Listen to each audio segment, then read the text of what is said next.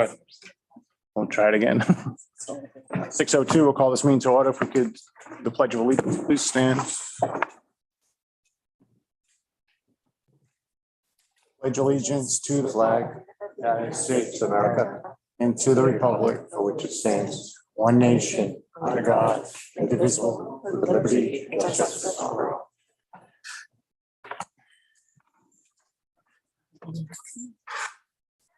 Thank you for everyone showing up tonight. This is a meeting for the high school negotiations subcommittee. This is strictly informational tonight. There's no votes going to be tonight or even at the regular school committee. We're just starting to scratch the surface right now. So I'm sure there'll be a lot of questions, but just here to present tonight. We'll go on from there. The first thing we're going to start off with is we're going to put up the RFP. Went out to the different schools. And we'll have the superintendent basically explain what the parameters were for the RFP. So much, Chair Rocha. The school committee did task me with creating a process that was systematized regarding the rewarding of a contract for our high school tuition program.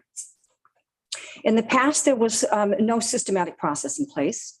It was generally an invitation to area superintendents to show up at a public forum and to extemporize and also read from prepared notes as well and distribute documents. Sort of wax poetic about the educational programming in place, academic, co-curricular, and extracurricular.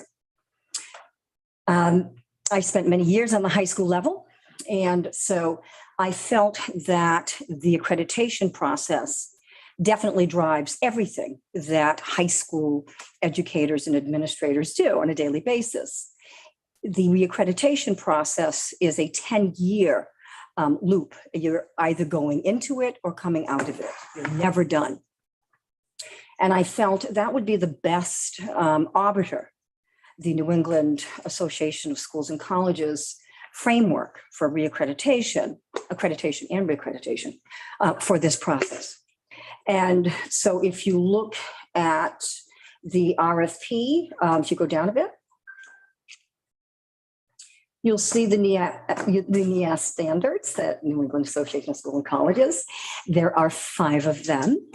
And the rubric that I designed came right from NEAS, and it was 33 pages long. And each school that submitted a bid had to use that as their template, and they all did. I have to say it was long and involved and included just about every standard from the 2020 framework that was rolled out a few years ago. And each high school did say that they were absolutely pleased with the RFP and the rubric that we were asking them to complete, because they felt that it would be the beginning of their own self-study for reaccreditation.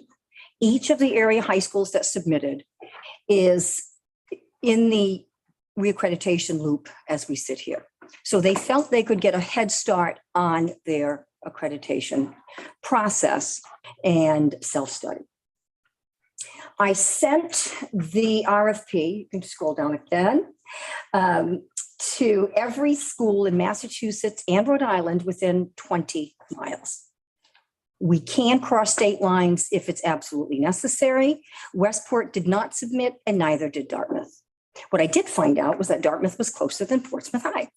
So that was sort of a piece of trivia because I did do, Google Maps and all that fun stuff.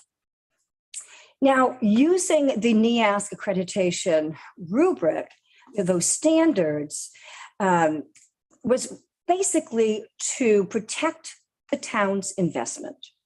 We want each bidding high school to submit a proposal that ensures that all of the reaccreditation requirements are being met and will continue to be met. We certainly do not want to send our scholars to a school that is in danger of losing accreditation. And so it was not about scoring or numbers. It was more about meeting or exceeding those standards. And if Jonathan goes up, if that was delineated in the actual, again, yep, there it is. Proposals, district submittals shall include detailed evidence of meeting or exceeding all 5 NEASC standards and all principles of effective practices included in the attached rubric/evidence document. And like I said, all of the high schools welcomed this process because it will give them a head start with the new standards that their reaccreditation will be measured against. And let's just put up quickly the actual 33-page rubric that accompanied this request for proposals. Thank you, Jonathan. Excellent. So if Jonathan, you can see over there, it's 33 pages. And this is all about the educational program and the maximum point scale, 0 to 100 points. Remember, we're not worrying about points. We just want evidence that each of these bidding schools meets or exceeds the standards. Just like NEASC itself, NEASC looks for a preponderance of evidence of meeting or exceeding. And so, there's no scoring involved. We scored, it just made it easier to go through this sort of unilateral process. And you'll see, at each principal, they could get either 0, a 1, 2, 3, or 4. And so there were 100 principals altogether that I included in the rubric. A very comprehensive request for proposals. And like I said, I thought there would be pushback and there was none. And so that was it was a happy surprise to hear from the districts. They said, thank you for this. We have yet to be measured against these new standards. You're giving us a sneak peek and a trial run. And so Bristol Warren did not submit. They were within the 20 miles. Newport did not submit. Westport did not submit. And Dartmouth did not submit. But Tiverton, Portsmouth, and Middletown did. And so next will be the independent educational consultants summary. Don Ribello, sitting at the end there, is a lifelong educator, a former high school principal. He has led several NEASC accreditation and reaccreditation teams. He has, as a principal, been a part of his own educational enterprises accreditation and reaccreditation processes. He is an expert in this area, and he looked at all 3 of the bids. They are up. This is all fully transparent. They're all up on the website. I sent a link last night. And this is just the beginning of the process that the school committee and the subcommittee will go through. The subcommittee is probably doing the most important work that this town district will see within the next year. And I just thank you so much, because my job is done as of tonight, unless you want me to lead tours and do things like that of the bidding district's facilities. The rest is all yours. And Mr. Ribello, would you like to give an overview of your summary findings? Sure. We're going to put that up on the screen and you can see them as we go along. Well, thank you very much, Superintendent Dias-Mitchell, Chair Rocha. Thank you for inviting me. Nice to meet everyone. Nice to be here. So 3 schools did submit proposals, as everyone is aware, and the schools were asked to, in as much intimate detail as possible, indicate their compliance factors. In other words, provide statements of evidence indicating how they comply with each of the standards based on the principles of effective practice. And I'm going to read a little bit from my report. John, if you could just slide that down a little bit. there are the 5 standards. You saw them in the rubric. And just reading along, within each of those standards are a series of principles of effective practice. And what those principles do is they define the expectations for each particular standard. So during a routine NEASC accreditation visit, which lasts, by the way, over 4 days, and actually much longer than that because the school submits all of their evidence to the team well in advance of the visit. But during a visit, schools are asked to reflect on and report their progress in aligning with the principles of each of the standards. Now, within each principle, there are a series of descriptors, which are called descriptors of effective practice. And these descriptors are intended to give the schools and their staffs examples of what each principle looks like in practice. The descriptors are also guidance or benchmarks used by schools to assist them in aligning their evidence with each of the principles. For example, I'm going to give you an example from one of the standards and one of the principles. Within learning culture, the first principle, 1.1, is as follows. The school community is to provide a safe, positive, respectful, and inclusive culture which ensures equity and honors diversity and identity and thought. Now, for this principle, there are 8 descriptors. The descriptors are as follows, and they follow from the theme, the school community. So you put those 3 words in front of each of these descriptors. The school community provides a physically, emotionally, and intellectually safe environment for learners and adults. The school community demonstrates a culture of learning focused on the strengths of both students and adults, being teachers and staff. The school community creates policies and protocols to define and support respectful treatment of all members of the school community.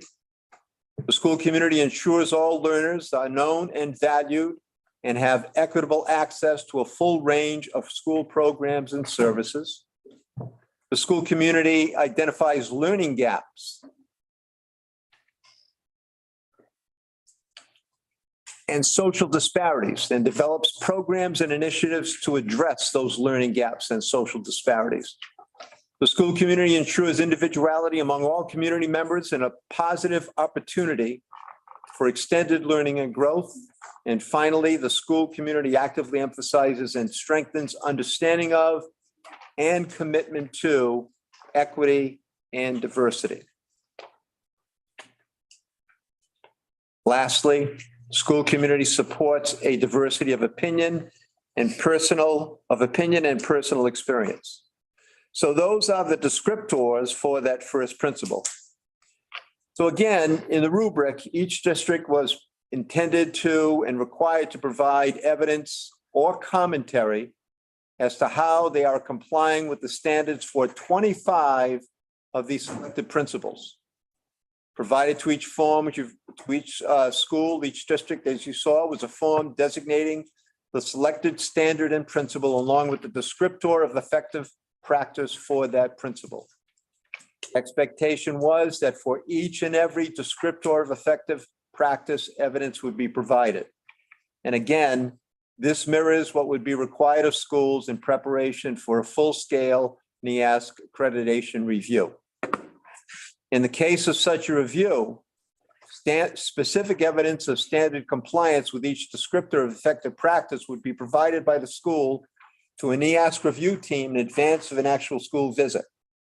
The review team would then spend several days at the school verifying and validating the school-provided documentation of evidence. The 3 districts and high schools that submitted proposals, Middletown High School, Portsmouth High School, and Tiverton High School, are quite familiar with this accreditation protocol and process, having experienced it several times. And I just might mention that, although they've experienced it several times, the standards now have changed. These standards were revamped and revised in 2020. So the scoring scale. As previously mentioned, each school is expected to provide evidence and commentary as to how they were complying with the standards.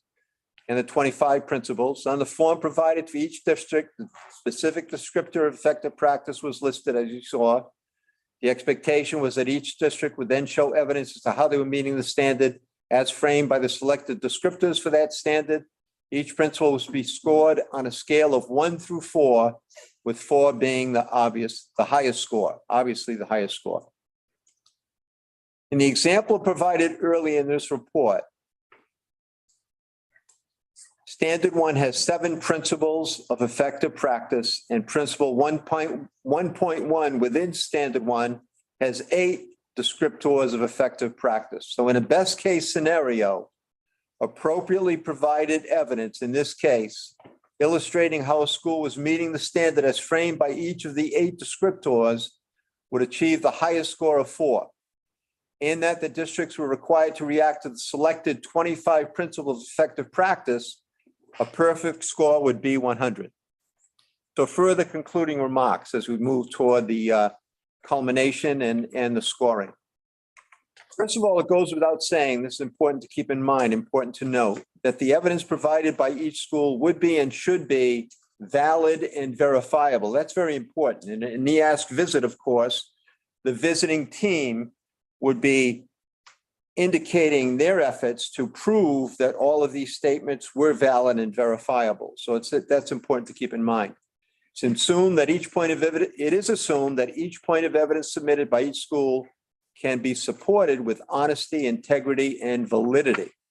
Also, having experienced many NEASC accreditation team visits, I have found that in a certain number of cases, it is discovered that schools are unable in some cases to validate and back up their claims and statements of compliance with the components of some standards. So that happens, and not often, but it's consistent with each visit. That the statements made, we find there is not solid evidence to support them. Conversely, there are times when an accreditation visitation team discovers that schools have not appropriately documented and noted certain factors and conditions that would have significantly contributed to their accreditation ranking.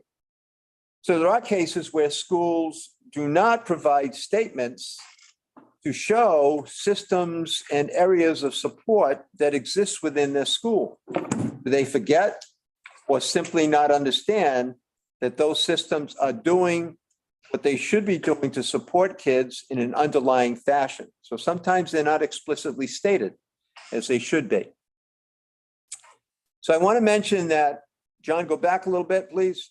Jumped ahead there a little bit. Right there is fine. I want to mention that I note these points here not because of any suspicions or misgivings about the reporting from the 3 schools that we will discuss this evening, but only because rating and ranking schools, everyone should understand, is not a perfect science, but it is sometimes contingent upon a multitude of factors that may exist outside of the realm of only one rating process. Good to keep in mind. So for example, as an example of this, if you view the 2022 U.S. News and World Report analysis and ranking of high schools in Rhode Island, you will observe a ranking of the 3 schools that we will be discussing this evening that differs from the one that is summarized below. So here are the scores out of 100 based on the submissions from Tiverton, Portsmouth, and Middletown. Tiverton, 94 out of 100. Portsmouth, 88 out of 100. Middletown, 82 out of 100. Some points about each submission. The Tiverton School District was very most deliberate and specific in providing evidence that coincided and aligned with nearly every descriptor of effective practice within each principle. Quite often, the statements of evidence exceeded the number of descriptors. For example, earlier in this report, I alluded to the fact that Principle 1.1 within Standard 1 contains 8 descriptors of effective practice. In Tiverton's case, they provided 15 statements of evidence that aligned well with each of those descriptors.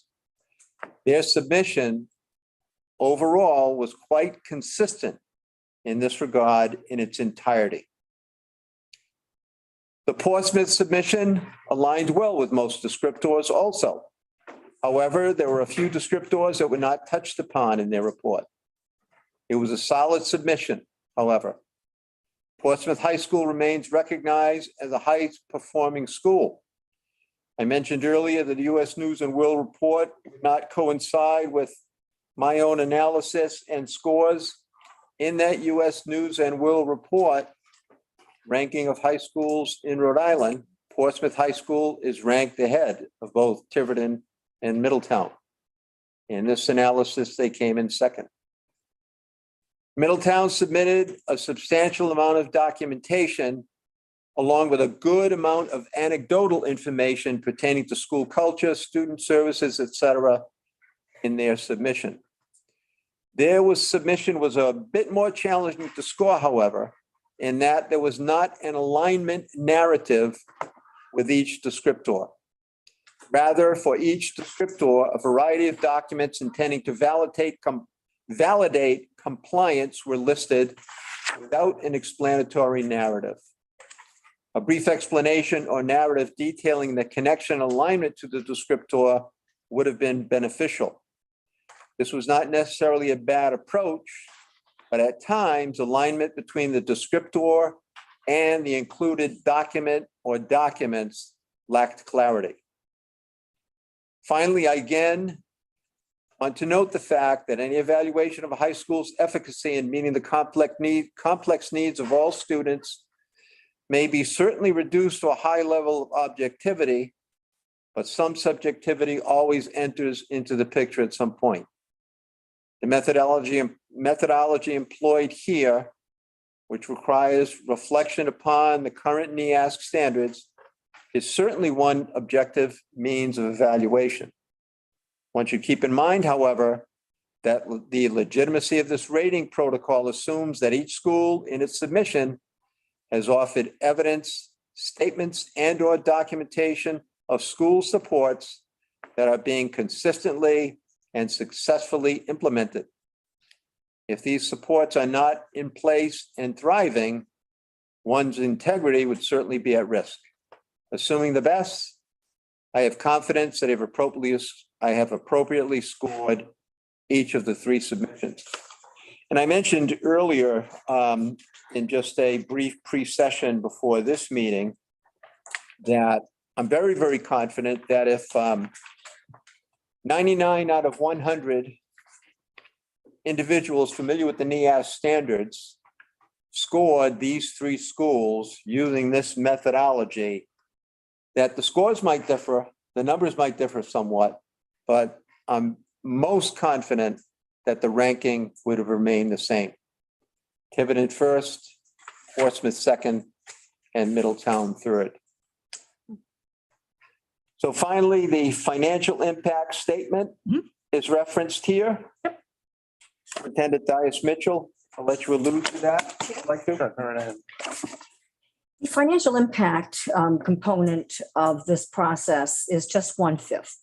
100 points for the educational programming and 25 points for the financial impact.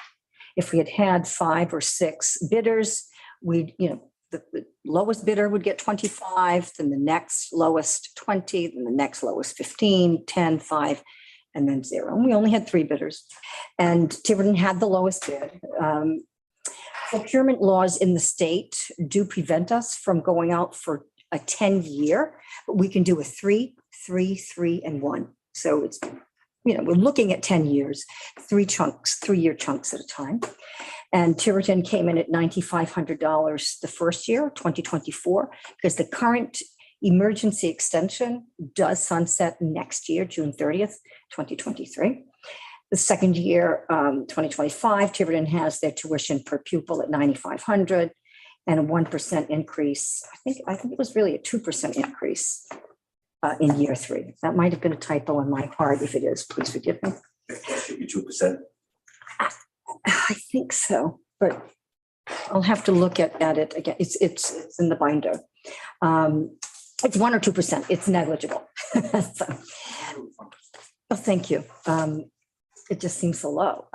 Middletown, they got 20 extra points, bonus points. They had the second lowest bid, 14,000 for year one, 14,210 for year two, and 14,523 for year three. And Portsmouth came in at, and this year we're paying 10.5. Next year for the emergency extension, we'll be paying 13.5. They came in at 15.5 for year one, 16 for year two, 16.5 for year three. So they did not get as many points at all. They're penalized because it is the highest. Obviously, educational programming has that has the bulk of the weight here. And so we're not, combining, these points because they're two separate impacts, and the weight clearly is in the education programming component. And that is, Chair, would you also like to project this other data?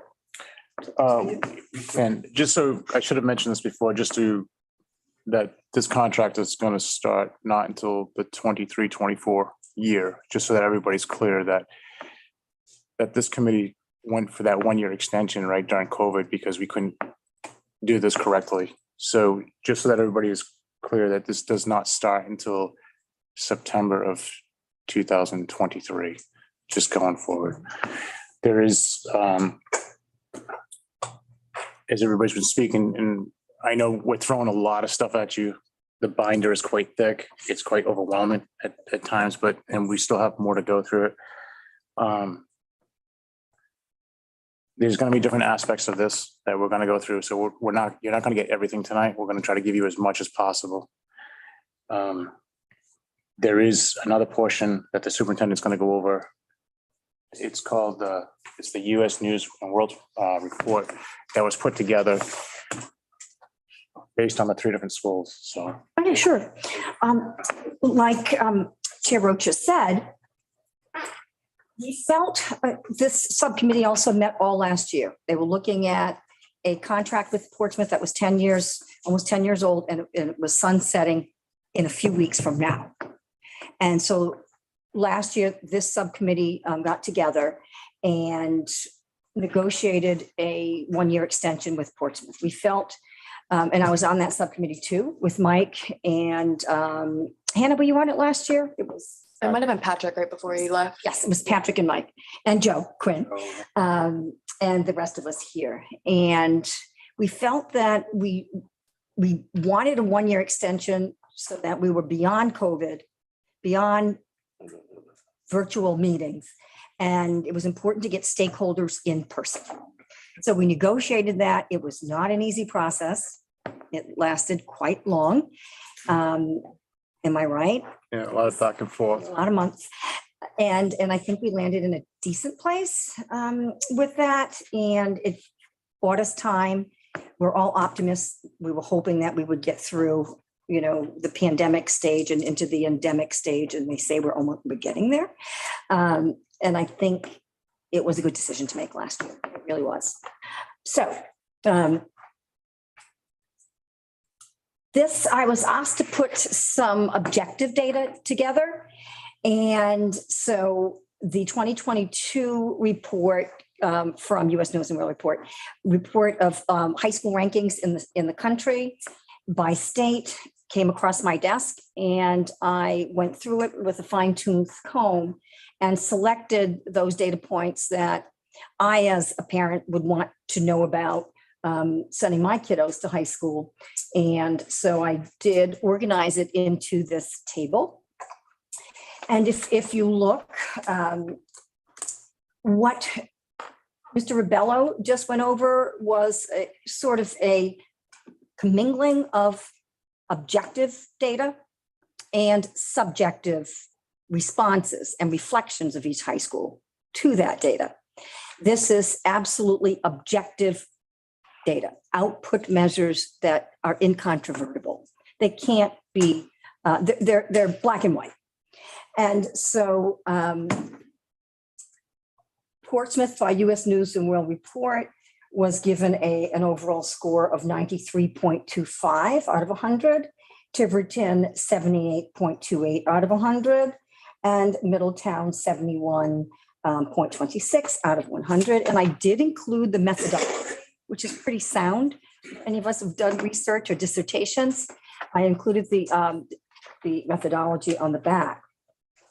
Portsmouth is also ranked number 5 in the state and nationally 1,200, and number 5 out of 55 ranked Rhode Island high schools, and 1,204 out of 17, almost 18,000 high schools.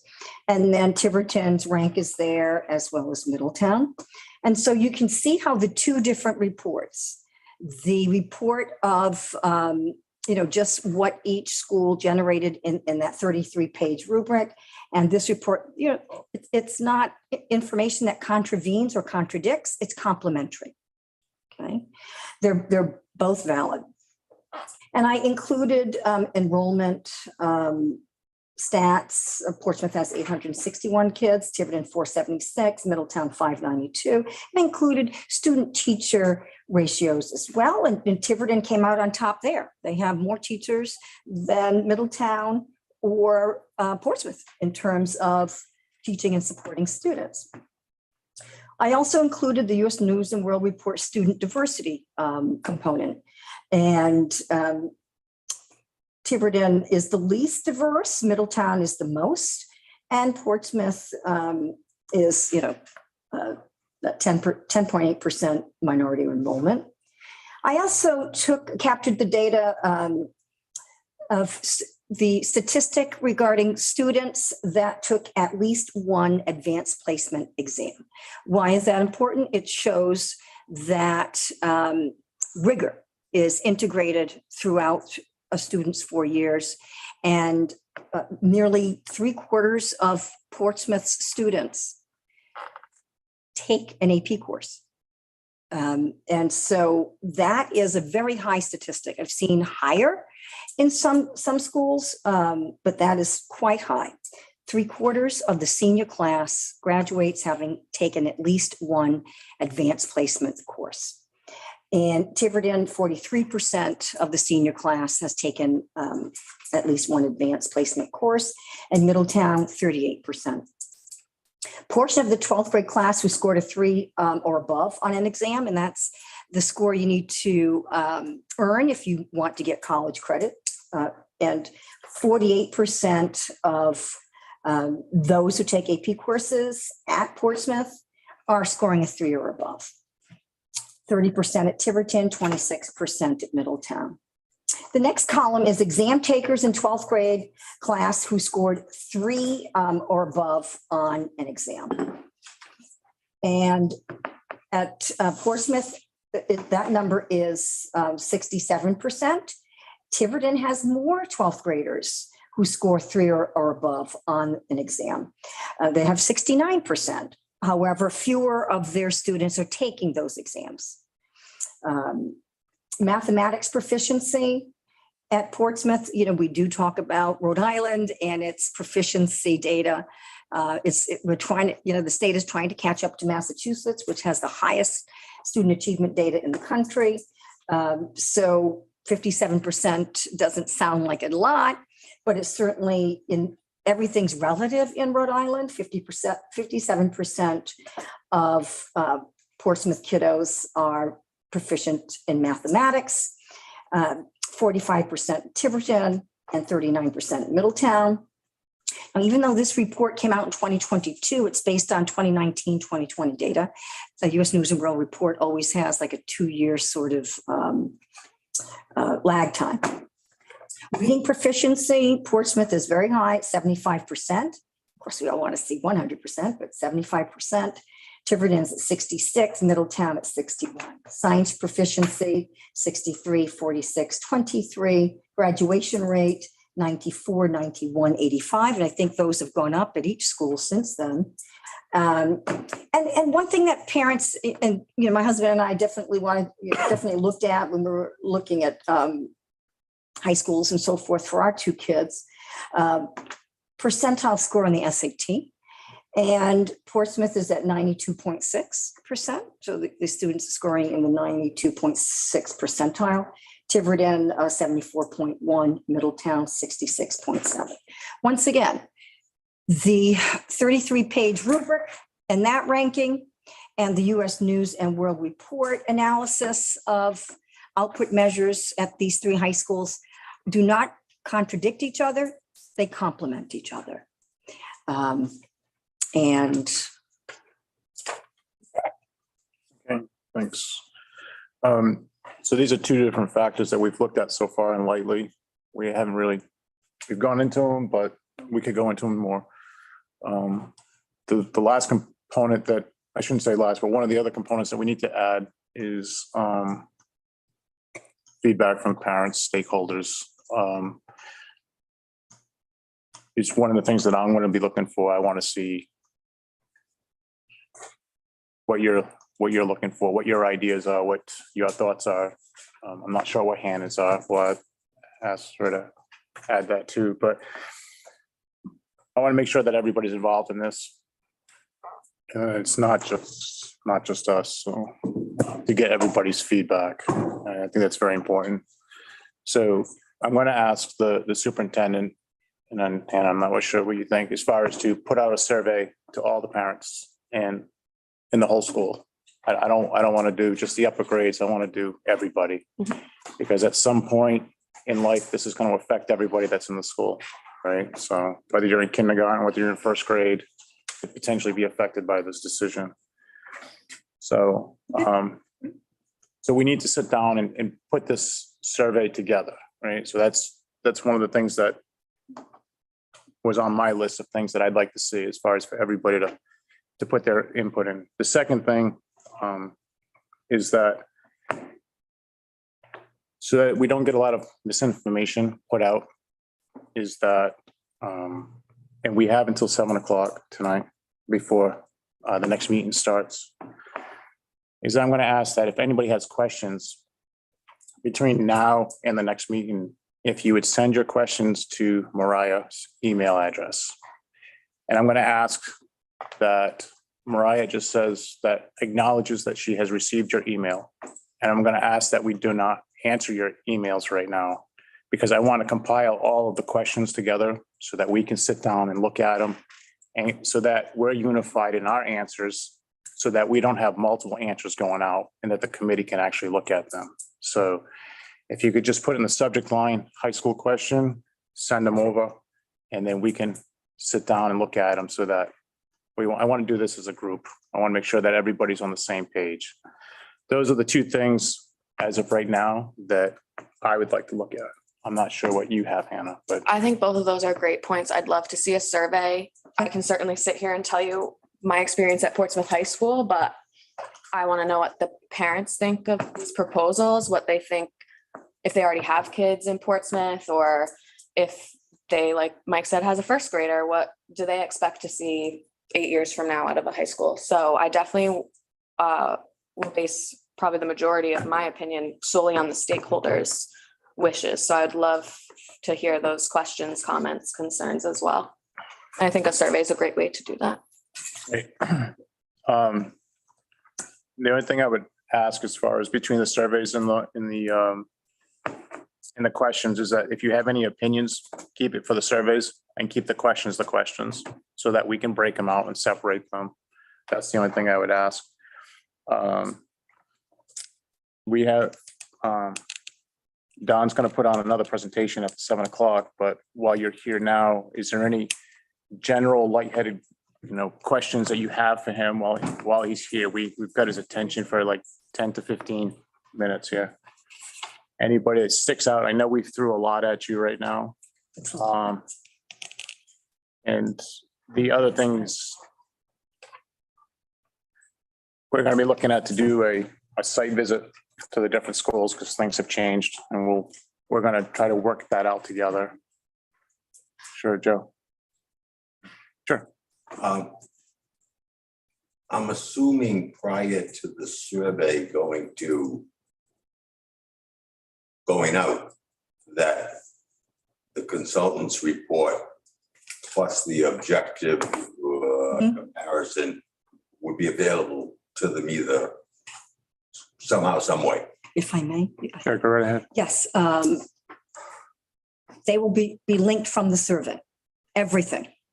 And we already have almost all the documents are already up on the Word doc site. I sent all the parents last night, K through 8, that link, except for the independent educational consultants summary, because that hadn't been shared yet. So that survey will have links to all of these pieces of information. Particularly the last page of the consultant's report plus the purely objective. Right. Yep, absolutely, Mr. Quinn. Yeah, I have no problems with that. To me, the more information, the better. Then this way, everybody can make their decisions. They can't be killed. They can't have a book like this. Oh, my gosh. No, but we can get the highlights to it. It has not been light reading. I just have a question regarding the standards. Like, so the schools submitted proposals for the different 5 standards here, and you did an evaluation. So how do you validate each school? Like, do you do a site visit to make sure what they wrote in their report is actually true? Like, how is that validated? No, as I mentioned in the report, this is based on the integrity of the school to submit statements of evidence that they can back up should such a visitation take place. I know Mr. Rocha just mentioned the fact that site visits were being planned for the school, so any aspect in the report that may come into slight question should be attempted to be verified during those site visits. In a full-blown NEASC accreditation visit, you would in intimate detail investigate every one of the claims to ensure that they were valid. But again, you know, the integrity of the school submitting these proposals is at stake here without question. Okay, thank you. Sure, go ahead. How do you reconcile the difference between the US News report and yours? I guess it seems like there's a massive difference, you know, Yeah. even nationally, there's Yeah. roughly 2,600 schools difference between. Well, that's a very good question. As Superintendent Dias-Mitchell mentioned, these 2 reports are not in conflict. They complement one another. These are 2 varied approaches for looking at the efficacy of schools. You could come up with a couple of other formulas that may reorder the order here. But I think when you take these 2 in tandem, you've got a pretty good idea as to which of these schools is going to be the best one for your child. So if I can interrupt, sorry, Yeah. I'll get it. So it was my mistake. I was supposed to ask for your name and address for the records. Nathan Roberts. And Mariah, you're all set with the first 2. Yes. If I may, Chair, just, I want to address Kelly and Mr. Roberts, Ms. Owen. So I use the word unilateral because the NEASC accreditation process is bilateral. And so NEASC sends this packet basically to each high school. They do a self-study, and then a team, I've been a member of several of those teams, and I've also been on the other end writing the report for the high school that I was working at. And so this is a unilateral process. And it does rely on integrity and honesty. And so, you know, we want to be trusting and trustful. So it basically was a scoring of each district's submitted report. Is that the full picture of each district? Absolutely not. Did some districts do better than others? Yes. And so having access to other information, you know, the academic output measures that I put in data table, you can just, you know, go to US News and World Report online too. There's no paywall, and they do let you go and tool around there. So, and then stakeholder engagement. Chair Rocha is absolutely committed to that. And I think he believes, as I do, the survey will not be a vote, just, links to a lot of the information and your honest feedback as a parent of students who are there already, who have graduated from there, et cetera, et cetera. So we haven't composed that. That's not going to be an easy document to compose, so that, we need for it to be super objective and fair. Because Portsmouth has an advantage in terms of feedback. And so that's our next, the chair's giving me homework, and that's the next piece of it. Okay, Burnett, 6 Downs Lane. Just a question for process regarding stakeholders specifically. Is there any plans to engage either current Wilbur students, current Portsmouth students, or alumni to get their feedback as well? the current students as far as, Current Portsmouth High students, current Wilbur students, and alumni from Portsmouth. I don't see that as a problem. That would be a good idea. That would be, yeah, that's I a don't- really good idea, We Ed. can put that right in the mix. I mean, I have no problems with that. Yeah, I think as stakeholders go, parents have one perspective, and certainly the students that are experiencing it day to day. And to your point about advantage, it could be a detriment to them or an advantage to them if they've been successful, which I believe they have been. It is an advantage, but if they haven't been, Right. Yeah. Well, that's, I would really like to see the student, both past, current, future student feedback incorporated. Okay, that's fine. We can add that piece to that. That's fine. Yes, Susan Tolson, 18 Highland Avenue. I was also thinking the same thing. Not sitting here, next to you, but I was thinking the same thing. I think that one of the most important things is to ask the actual students who are doing the work.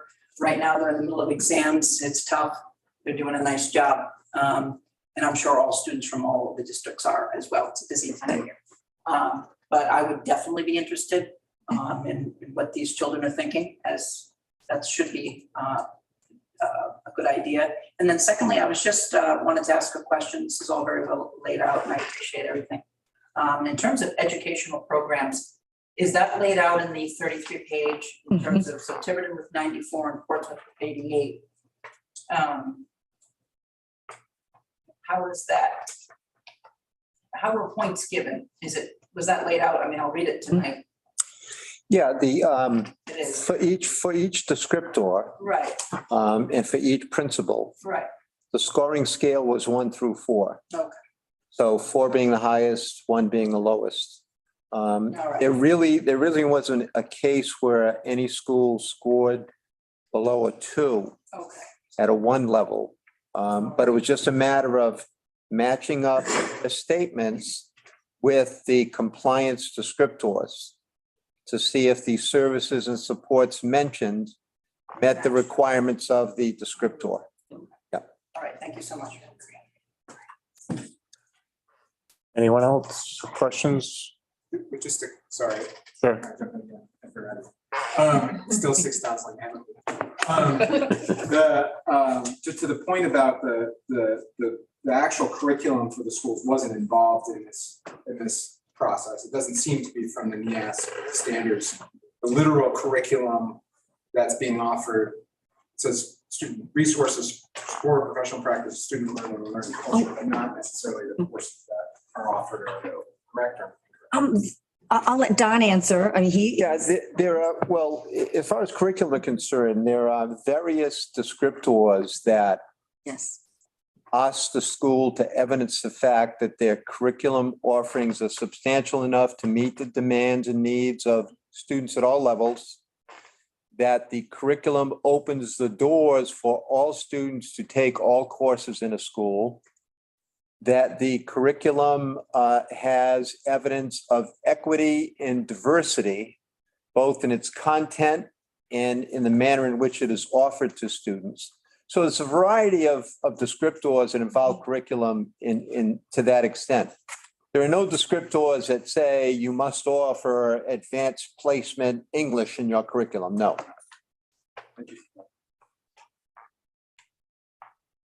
Anyone else? Like, I have one, Susan Telson, and was any, not points given, but in terms of a writing perspective? So did a committee write in to match up these descriptors from each school? In other words, was there one writer? Was it just the superintendent? Was it 10 writers? When you mentioned, oh, this one was a little not as strong as blah, blah, blah, blah. Yeah, I just, as a so- English teacher, I'm starting to think right. that writers write differently. Yeah. Some are more technical. Doesn't necessarily mean, is that what the on-site view will do? It will clarify and Yeah. and kind of, bolster up perhaps something that was unclear. Well, I'm blind to who the actual writer was in each school. Okay, But there was more than a tinge of difference in the style okay. among the three, Yes. especially, one especially differed in style from the other two. Two were more similar, one was dissimilar. But that school whose writing and narrative was dissimilar decided to provide a number of artifacts Different. to support their general claims of what they were doing.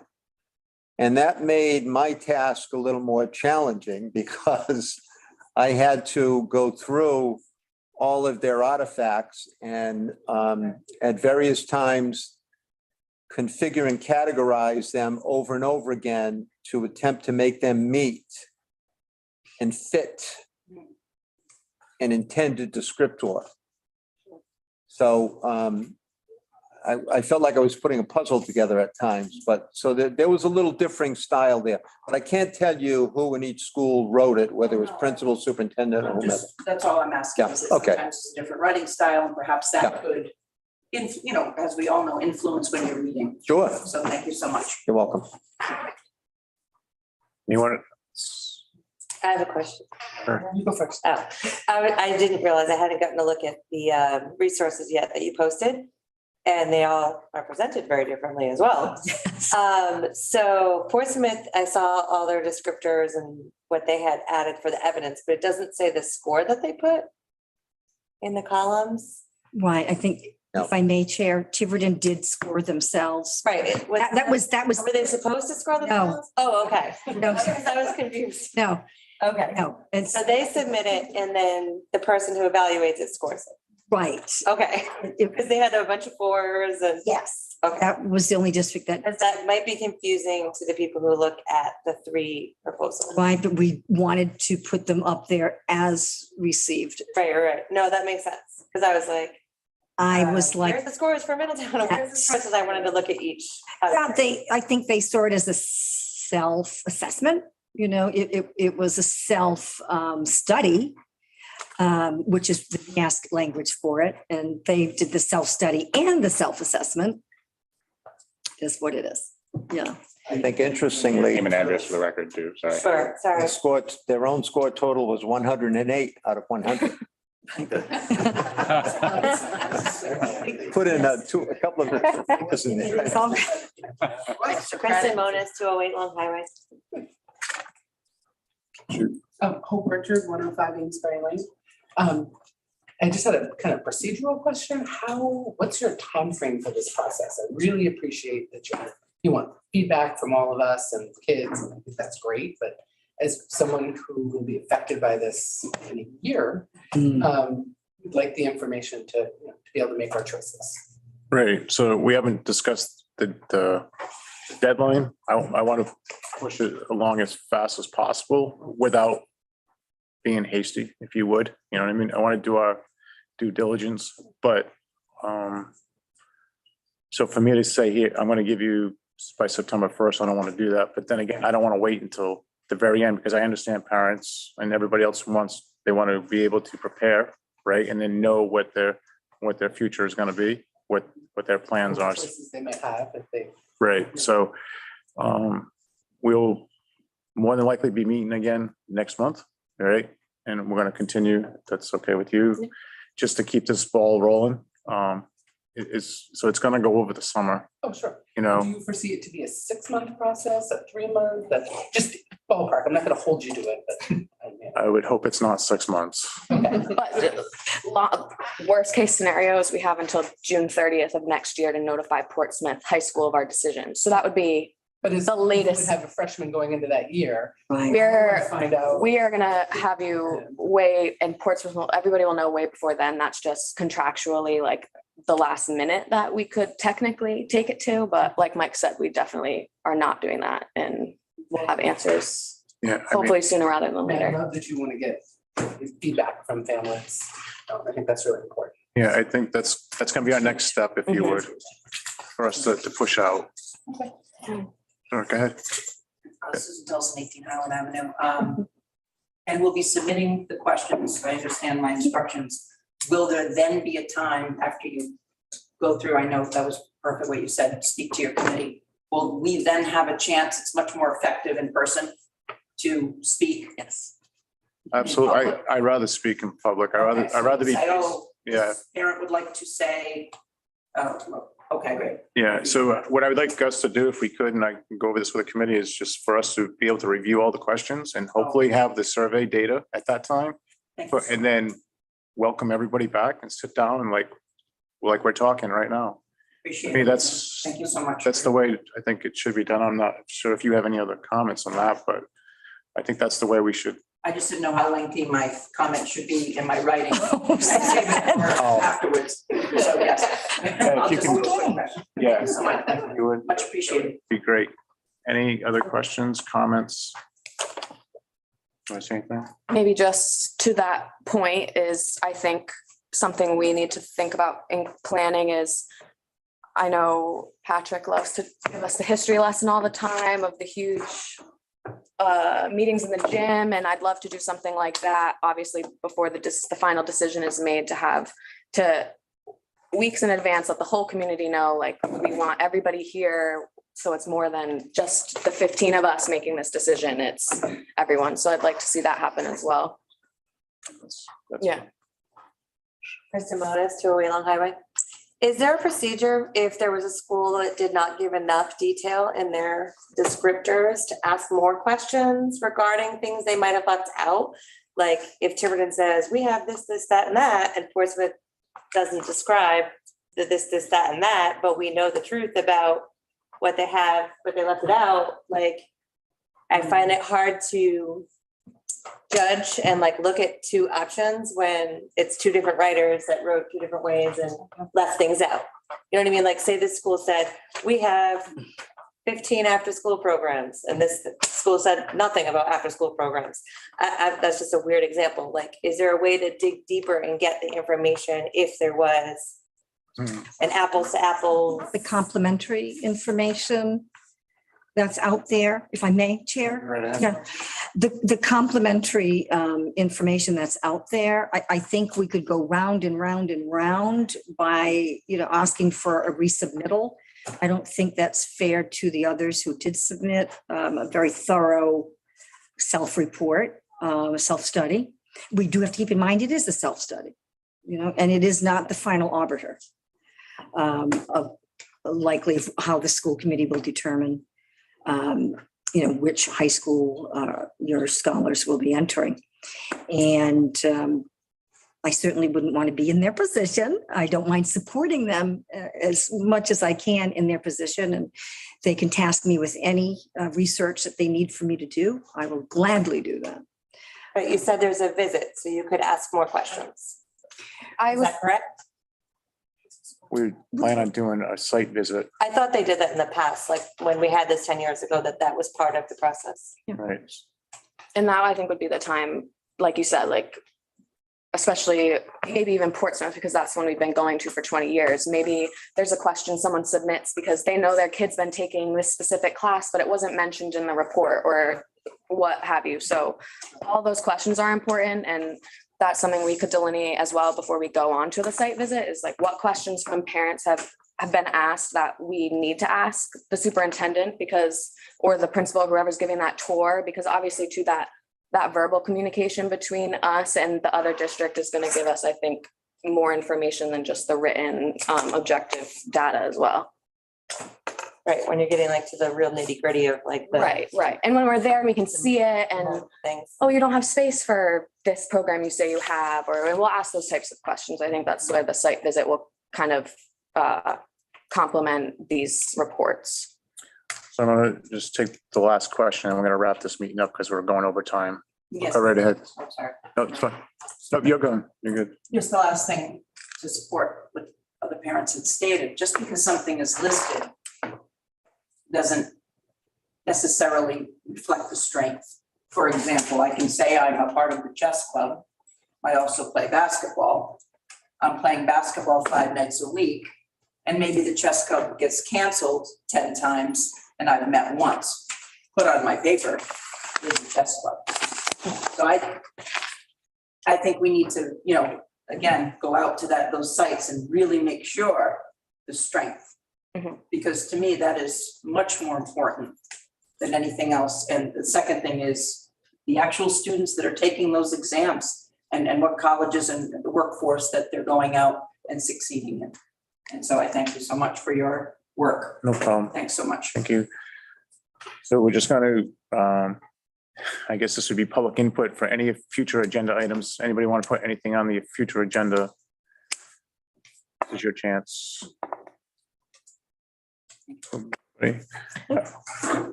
Do I have to move since you're the chair? Yes. Motion for, to adjourn.